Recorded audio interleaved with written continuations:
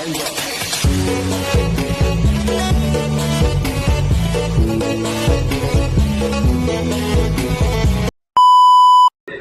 di sini saya akan menjelaskan bab 1 pendahuluan.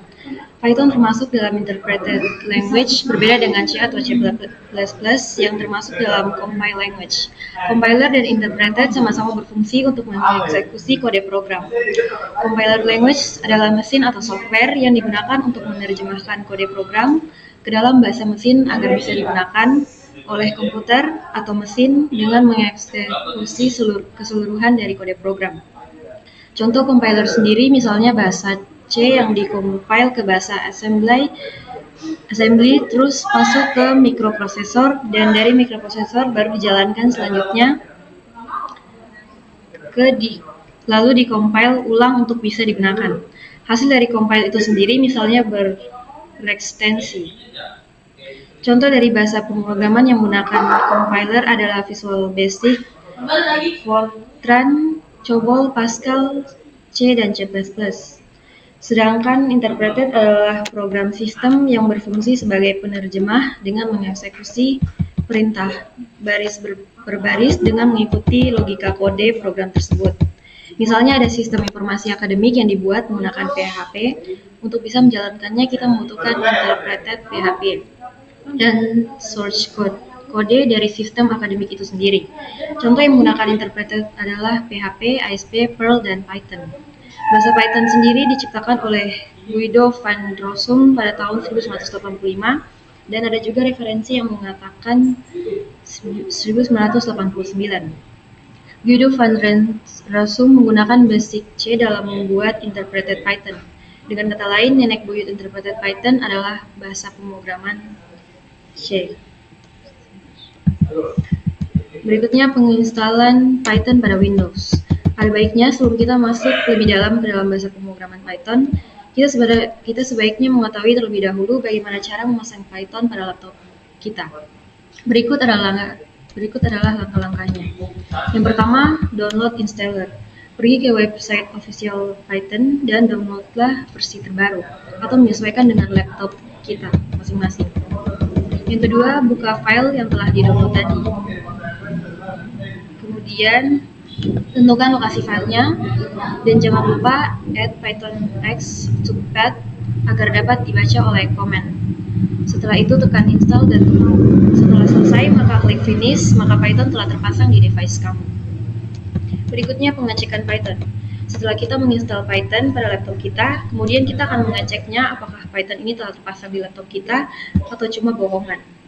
Berikut langkahnya. Yang pertama, buka command prompt dengan cara tekan Windows +R, lalu ketik cmd dan terbuka. Kemudian ketikkan Python version pada command prompt. Jika berhasil, akan keluar versi Python yang kita pakai sekarang. Yang ketiga, coba perintah sederhana seperti print (petik 2 hello world) untuk memastikan Python sudah terpasang dengan benar. Yang keempat, sekarang Python sudah terpasang dan siap digunakan untuk belajar pemrograman. Kemudian penggunaan Python. Untuk penggunaan Python ada dua cara yang dapat dilakukan, yaitu menggunakan Python Interpreter, yaitu dengan cara membuka terminal pada Microsoft Office. Yang kedua, menggunakan text editor.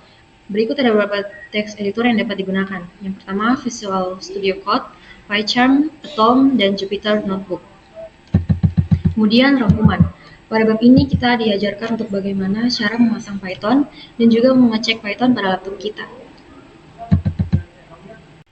Baik, di sini saya akan menjelaskan bagian algoritma. Pentingnya algoritma adalah kumpulan langkah yang disusun untuk menyelesaikan suatu masalah atau untuk memperjelas alur kerja suatu alat. Adanya algoritma dalam penyusunan suatu alat, baik itu hardware maupun software, akan memudahkan kita dalam memahami alur yang sesuai tanpa harus berhadapan dengan program yang rumit. Dalam algoritma minimal memiliki 5 ciri-ciri. Berikut itu untuk dapat terbentuk, yaitu input sebagai suatu data awal yang akan diproses. Proses sebagai langkah selanjutnya untuk dapat mencapai hasil akhir, yaitu output merupakan hasil dari informasi input. Instruksi sebagai kumpulan perintah untuk menjabarkan masalah. Dan tujuan akhir adalah langkah akhir sebagai hasil dari proses. Algoritma menyediakan serangkaian instruksi yang menguraikan urutan operasi yang diperlukan untuk memecahkan masalah atau menyelesaikan tugas dalam pemrograman. Dalam dunia kuliner, resep membagi proses memasak menjadi beberapa langkah yang lebih kecil dan mudah dikelola. Setiap langkah mewakili satu tindakan, seperti memotong sayur, mengasinkan daging, atau merebus saus. Mengikuti resep dengan tekun memastikan hidangan disiapkan dengan benar dan efisien. Demikian pula dengan pemrograman. Algoritma bagaikan resep untuk komputer. Algoritma menyediakan pendekatan sistematis untuk memecahkan masalah dengan memecahnya menjadi langkah-langkah logis yang lebih kecil. Setiap langkah mewakili operasi atau tindakan yang perlu dilakukan komputer untuk mencapai hasil yang diinginkan. Sama seperti koki yang ahli memilih resep yang paling tepat untuk hidangan tertentu. Seorang programmer harus memilih algoritma yang tepat untuk masalah tertentu. Efisiensi dan efektivitas algoritma dapat berdampak signifikan pada kinerja program. Algoritma yang menggunakan teknik efisien dan penalaran yang logis dapat memperlancar pelaksanaan tugas, sehingga menghasilkan kode yang lebih cepat dan lebih optimal. Meskipun mungkin ada beberapa algoritma yang dapat menyelesaikan tugas yang sama, efisiennya dapat sangat bervariasi.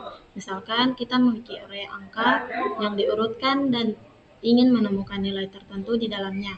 Katakanlah nilai 9. Salah satu pendekatannya adalah dengan memeriksa setiap elemen array secara berurutan hingga kita menemukan nilai yang diinginkan.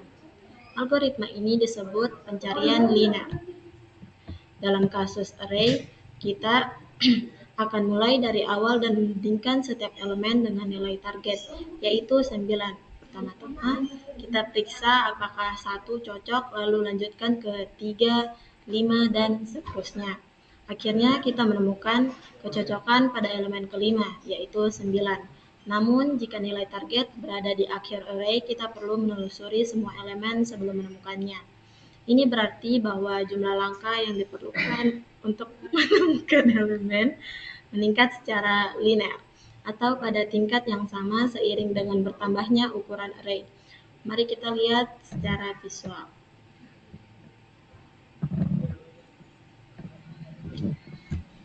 Elemen pertama yang kita temukan dalam pencarian linear adalah 1. Itu bukan elemen target kita. Jadi kita lanjutkan ke elemen berikutnya.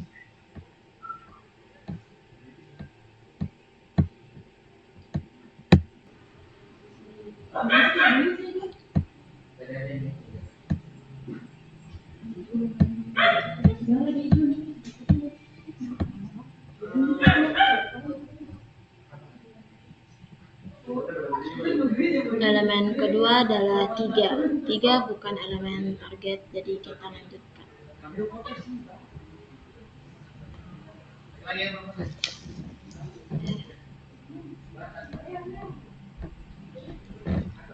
Elemen ketiga adalah 5. Tidak beruntung lagi, pencarian kami berlanjut.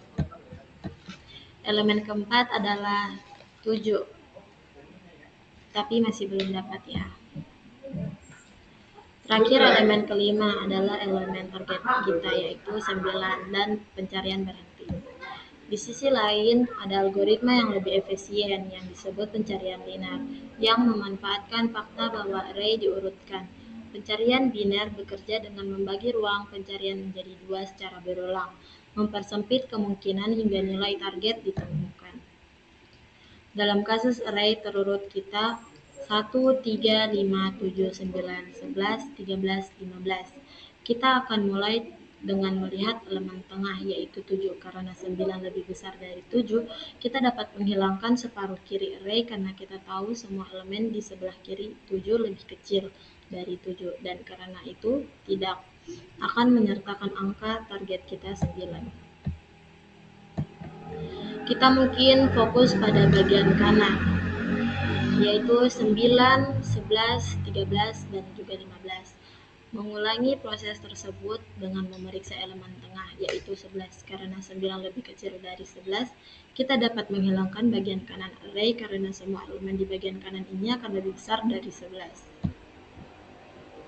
Kita lanjutkan lagi ke proses membagi ruang pencarian menjadi 2 hingga kita menemukan elemen yang diinginkan. Yang dalam kasus ini adalah 9. Beruntungnya bagi kita temukan angka 9 di langkah berikutnya. Pencarian biner adalah algoritma cerdas yang mengurangi jumlah langkah yang diperlukan untuk menemukan elemen dalam array yang diurutkan. Pencarian biner jauh lebih cepat daripada mencari suatu elemen dalam satu waktu, seperti yang kita lakukan dengan pencarian linear. Memahami dan memilih algoritma yang tepat untuk masalah tertentu memungkinkan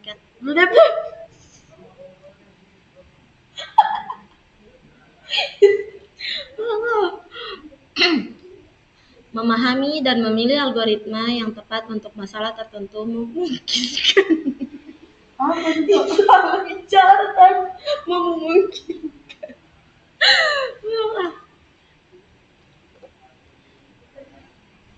Memahami dan memilih algoritma yang tepat untuk masalah tertentu memungkinkan kita mengoptimalkan kinerja kode kita.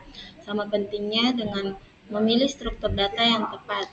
Kita juga perlu mempertimbangkan algoritma mana yang kita pilih untuk memastikan program kita berkinerja dan dapat diskalakan.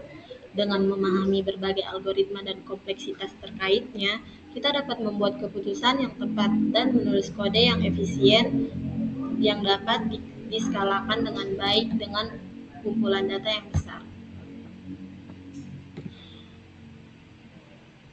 Algoritma, kode dan pemrograman. Pengembangan aplikasi yang efisien dan efektif dimulai dengan merancang algoritma yang baik. Algoritma berfungsi sebagai blueprint untuk memecahkan masalah dan sebelum diimplementasikan ke dalam kode komputer, algoritma seringkali dituangkan dalam bentuk code. Code merupakan alat yang sangat berguna untuk merancang algoritma karena bersifat lebih sederhana daripada bahasa pemrograman formal. Namun cukup mendetail untuk menunjukkan struktur logika penyelesaian masalah. Setelah algoritma ditentukan dan disusun dalam code, langkah berikutnya adalah implementasi dalam bahasa pemrograman tertentu. Proses ini memerlukan pemahaman mendalam tentang sintaks dan paradigma pemrograman. Lanjut di algoritma. Algoritma adalah urutan langkah-langkah yang logis dan terstruktur untuk menyelesaikan masalah atau mencapai tujuan tertentu. Algoritma memiliki beberapa karakteristik utama, diantaranya adalah yaitu 1. Definiteness, setiap langkah harus jelas dan tidak ambigu. Yang kedua itu finiteness, algoritma harus memiliki jumlah langkah terbatas, yaitu artinya algoritma harus berhenti setelah beberapa langkah tertentu. Yang ketiga ada effectiveness, setiap langkah dalam algoritma harus dapat dilakukan dengan cara yang jelas dan praktis. Berikut juga ada input dan output. Algoritma menerima input dan menghasilkan output yang sesuai dengan tujuan.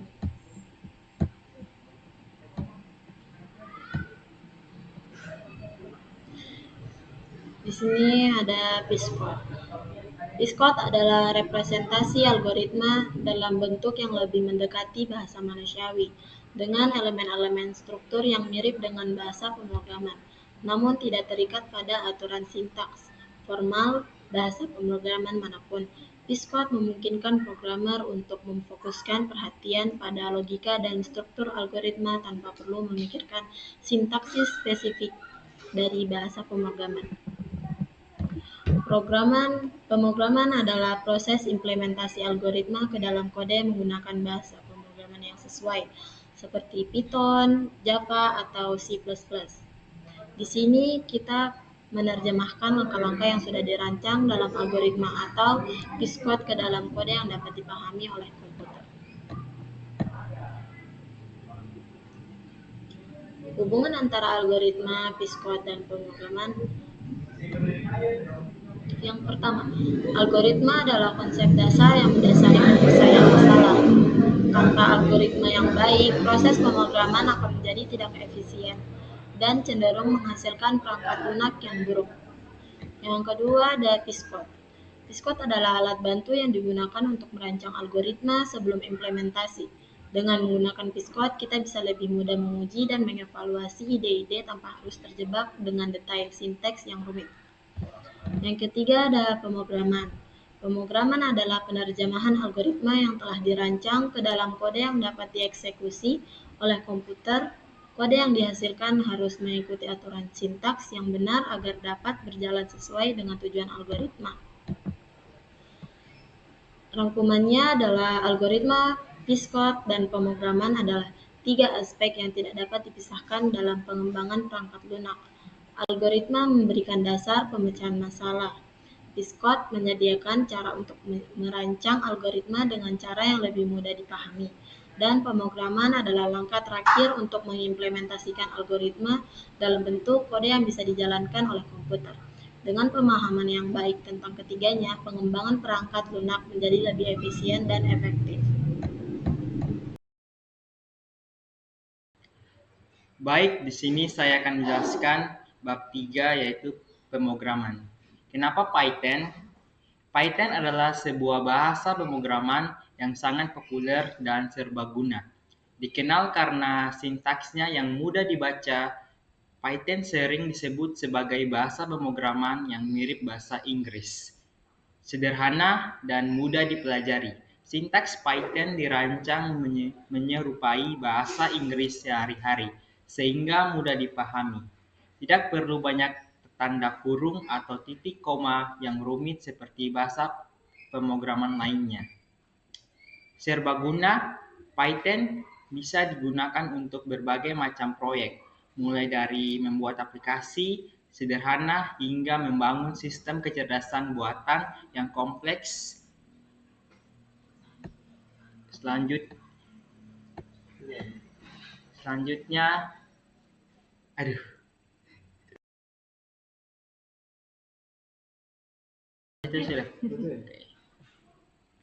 variabel. Tempat penyimpanan data, variabel adalah seperti kotak yang digunakan untuk penyimpanan berbagai jenis data, seperti angka, teks, atau nilai kebenaran, benar atau salah. Contohnya itu seperti nama sama dengan kutip 2, Andi kutip 2. Lalu umur sama dengan 20, lalu tinggi sama dengan 1,75. Itu adalah sebuah contoh variabel. Selanjutnya adalah tipe variabel. Integer, bilangan bulat. Contohnya itu seperti 1 min 5 sama 0. Yang kedua, float, bilangan desimal. Contohnya seperti 3, 14, atau min 2,5. Selanjutnya string, teks atau contoh hello dalam Python. Yang ketiga boolean, nilai kebenaran atau dibilang true atau false. Yang keempat list. List adalah kumpulan data yang terurut dan dapat diubah. Contohnya seperti 1, 2, dan 3. Yang kelima adalah tuple. Kumpulan data yang terurut dan tidak dapat diubah. Contohnya seperti 1, 2, dan 3. Dictionary, kumpulan pasangan kunci-kunci. Contoh nama seperti Andi, umur, dan umur tersebut. Kita selanjutnya conditional statement, pengambilan keputusan. Conditional statement digunakan untuk membuat program mengambil keputusan berdasarkan kondisi tertentu. Kata kuncinya seperti if, else, dan elif. Selanjutnya adalah looping atau pengulangan. Looping digunakan untuk menjalankan satu blok kode beberapa kali. Kata kuncinya seperti for dan while. Selanjutnya kita akan masuk ke prosedur atau metode. Prosedur atau metode adalah blok kode yang dapat dipanggil berkali-kali dengan nama yang sama. Mereka digunakan untuk memecahkan program menjadi bagian-bagian yang lebih kecil, sehingga lebih mudah dipahami, diubah, dan diuji. Selanjutnya adalah re- re- rekursif. Fungsinya adalah memanggil dirinya sendiri. Rekursif adalah teknik pemrograman di mana sebuah fungsi memanggil dirinya sendiri. Selanjutnya adalah input atau output proses. Input mendapatkan data dari pengguna, misalnya melalui keyboard. Output menampilkan hasil perhitungan atau informasi lainnya ke layar atau ke file. Selanjutnya adalah error handling. Error handling adalah mekanisme dalam pemrograman yang digunakan untuk menangkap dan menangani kesalahan error yang mungkin terjadi selama eksekusi program. Di sini rangkumannya adalah Python adalah bahasa pemrograman yang mudah dipelajari dan sangat serbaguna. Konsep-konsep dasar seperti variabel, tipe data, dan conditional statement. Looping fungsinya seperti rekursif dan error handling adalah fondasi penting dalam pemrograman Python. Selanjutnya saya akan menjelaskan bab 4, algoritma dan pemrograman pencarian atau searching. Yang pertama, pencarian searching.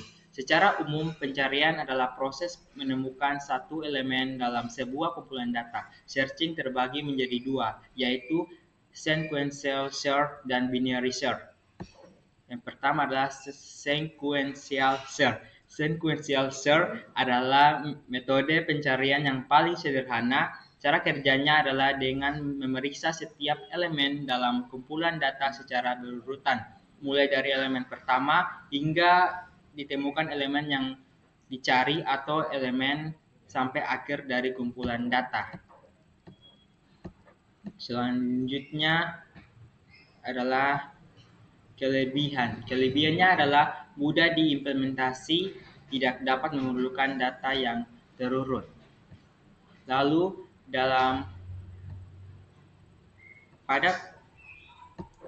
pada kode di atas, sebuah list didefinisikan dengan elemen 10, 4, 2, 3, 7, 1, dan 6, dan 8. Lalu pada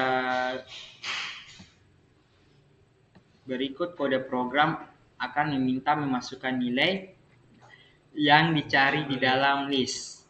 Variabel ketemu merupakan yang bertipe boolean yang berfungsi sebagai flag apakah nilai yang dicari sudah ditemukan atau belum.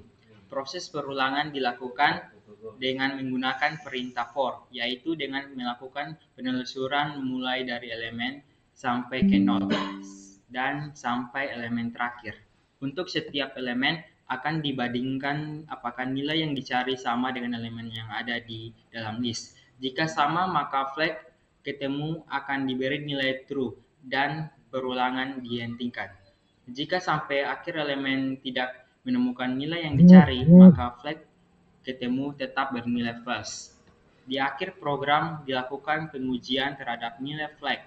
Jika nilai flag bernilai true, maka ditampilkan nilai yang dicari berhasil ditemukan. Jika tidak, akan ditampilkan nilai yang tidak ditemukan.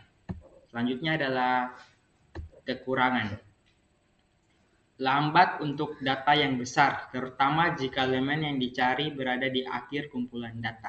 Selanjutnya adalah binary search. Binary search adalah metode pencarian yang lebih efisien dibandingkan sequential search. Metode ini hanya dapat digunakan pada data yang sudah terurut. Caranya adalah dengan membagi kumpulan dan menjadi dua bagian secara terus-menerus, kemudian membandingkan elemen tengah dengan elemen yang dicari. Jika elemen tengah lebih besar, maka pencarian dilanjutkan pada bagian kiri. Sebaliknya, jika elemen tengah lebih kecil, maka pencarian dilanjutkan pada bagian kanan. Proses ini diulang terus-menerus hingga elemen ditemukan atau kumpulan data habis. Selanjutnya, rangkuman. Algoritma pencarian adalah serangkai langkah sistematis yang digunakan untuk menemukan sebuah elemen tertentu di dalam suatu kumpulan data. Kumpulan data ini bisa berupa array, list, atau struktur data lainnya.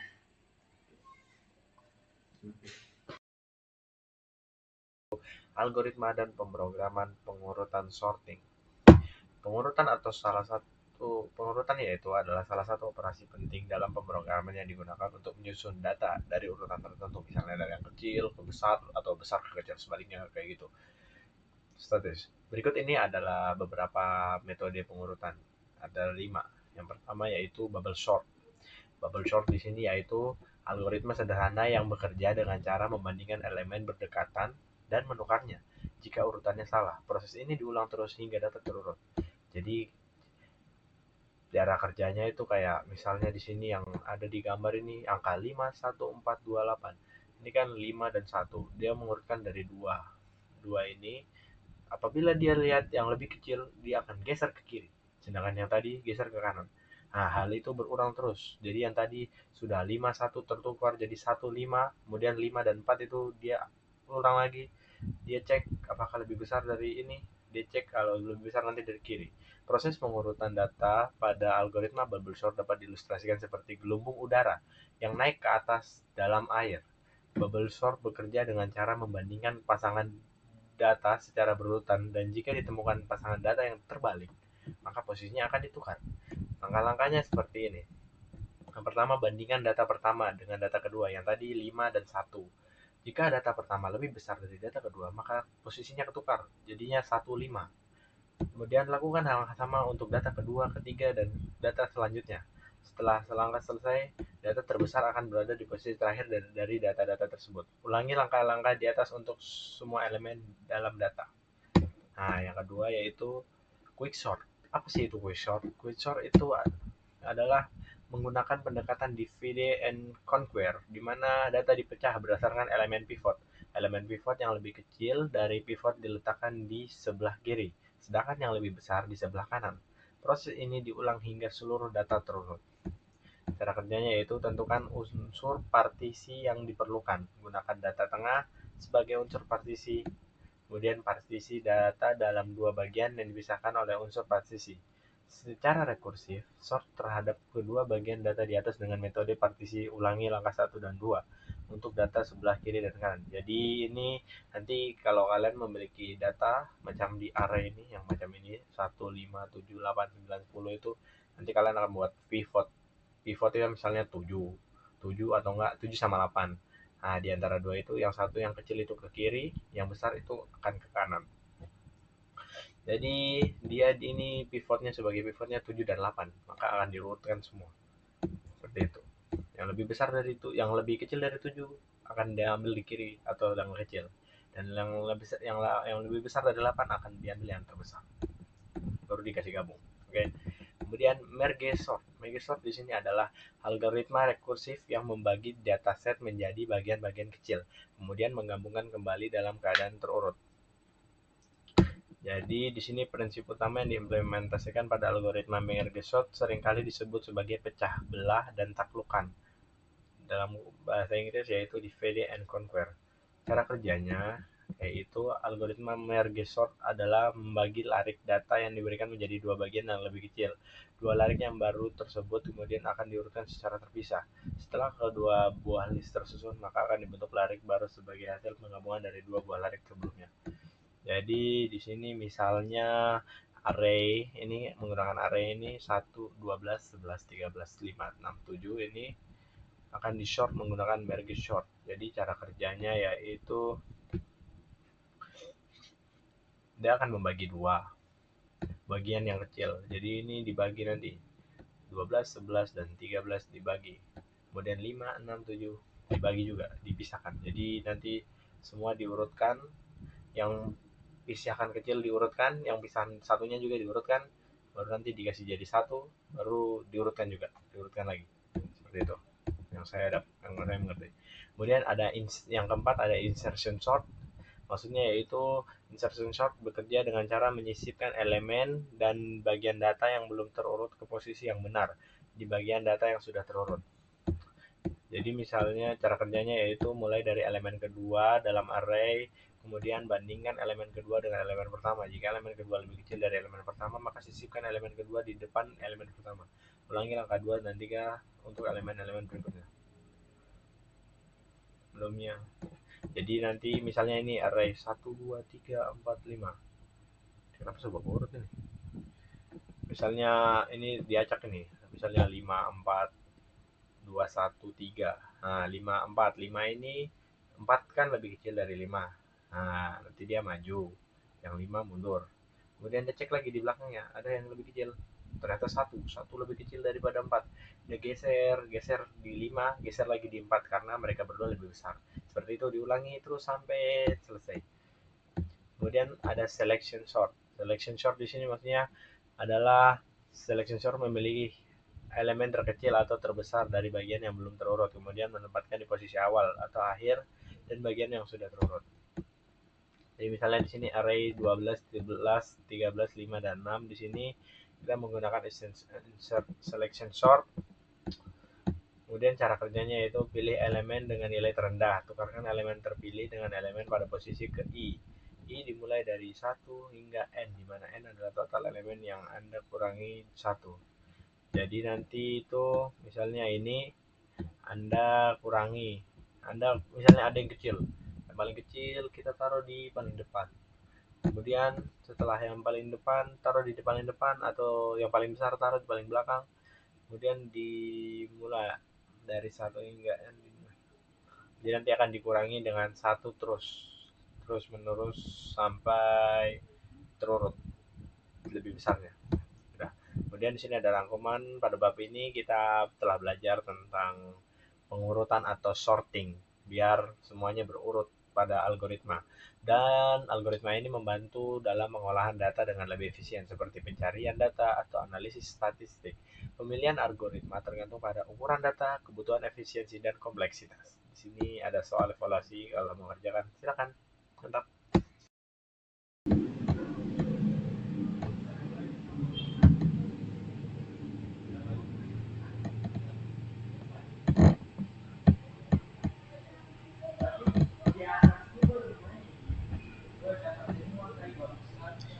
Berikut ada di bagian bab 6 yaitu optimasi algoritma dan pemrograman.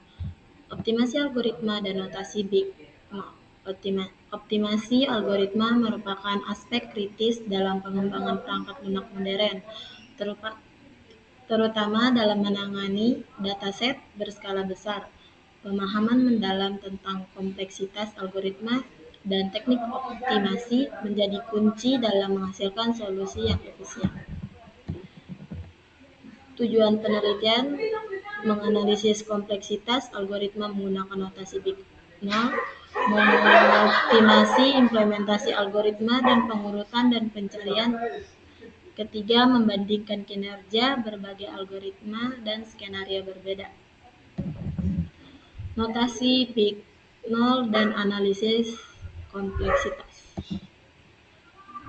Notasi Big No digunakan untuk mengukur kompleksitas algoritma dalam hal kompleksitas waktu dan kompleksitas ruang.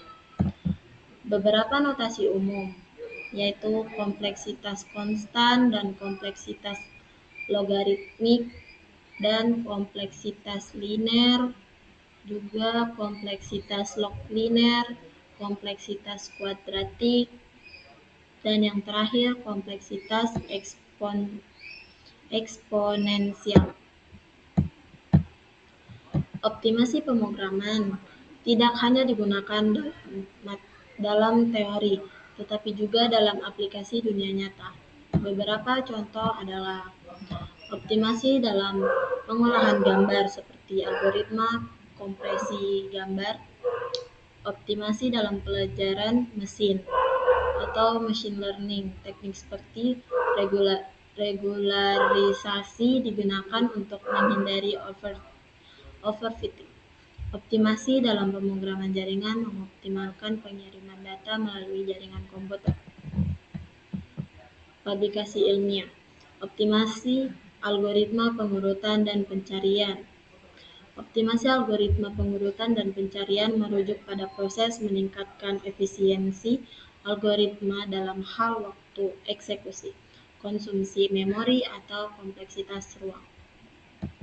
Algoritma pengurutan atau sorting digunakan untuk menyusun data dalam urutan tertentu, misalnya ascending atau descending.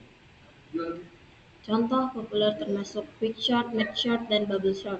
Optimasi dilakukan dengan memilih algoritma yang sesuai berdasarkan ukuran data dan kondisi input.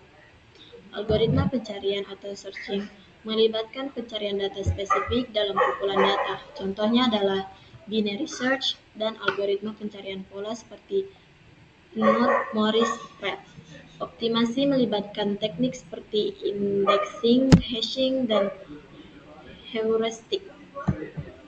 Contoh pendekatan optimasi: kombinasi algoritma, menggabungkan kekuatan algoritma sorting atau searching yang berbeda, seperti quick insert sort, atau mencapai hasil yang optimal. Yang kedua, heuristik dan algoritma evolusioner. Algoritma seperti genetika atau Gray Wolf Optimizer digunakan dalam kasus-kasus kompleks untuk menemukan solusi optimal. Caching dan indeks digunakan untuk mengurangi waktu pencarian dalam dataset besar. Perbandingan antara algoritma pengurutan dan algoritma pencarian. Perbandingan algoritma pengurutan dan perbandingan algoritma pencarian. Rangkumannya, pada bab ini kita belajar tentang bagaimana cara mengoptimasi algoritma agar efisien dan tepat, serta kita juga belajar tentang notasi big. Sekian dan terima kasih.